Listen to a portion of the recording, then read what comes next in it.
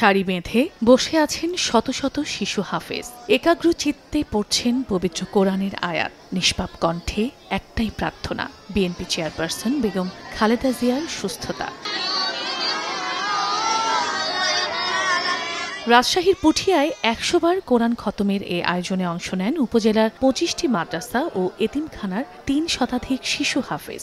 বিশেষ মোনাজাতের মধ্য দিয়ে বাদ আসর শেষ হয় বিশেষ এই আয়োজন। খালেদা জিয়া যেন সুস্থ হয়ে যায়, আমরা এটা কামনা করি। দোয়া করি যেন আমাদের বিএনপি নেত্রী খালেদা যেন দ্রুত সুস্থ হয়ে যায়। আমাদের এই হাফেজে কোরআনের দোয়ার ওসিলায় তাকে দ্রুত সুস্থতা নিয়ামত দান করে। আমরা এটাই নিয়ে আমরা আজকে আমাদের আয়োজন। শিশুদের আল্লাহ পছন্দ করে, তারা নিষ্পাপ, তাদের দোয়া আল্লাহ কবুল করবেন, এই আশা থেকে আমরা দেশনেত্রী বেগম খালেদার জন্য অনুষ্ঠানে আয়োজন করেছি। আমরা ব্রাহ্মণবাড়িয়ার নবীনগরে বেগম জিয়ার রোগমুক্তি কামনায় কোরআন খতম, সদকা ও বিশেষ মোনাজাত অনুষ্ঠিত হয়। বিএনপি ও সহযোগী সংগঠনের এই আয়োজনে অংশ নেন মাদ্রাসা শিক্ষার্থী, হাফেজ সহ সাধারণ মানুষ।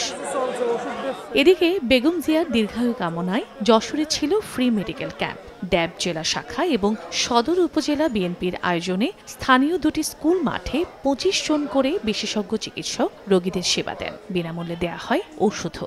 এখানে মেডিকেল ক্যাম্প বসাইছে খালেদা সুস্থ কামনায়। এখানে আমরা ডাক্তার দেখাতে এসেছি, আমরাও যেন সুস্থ হতে পারি, খালেদা জিয়ার জন্য সুস্থ হতে পারে। আপনারা সবাই এই আশীর্বাদ করবেন। বেগম জিয়ার রোগমুক্তি কামনায় প্রতিদিনই দেশের বিভিন্ন স্থানে বিএনপির নেতাকর্মীরা দোয়া ও বিশেষ প্রার্থনার আয়োজন করছেন।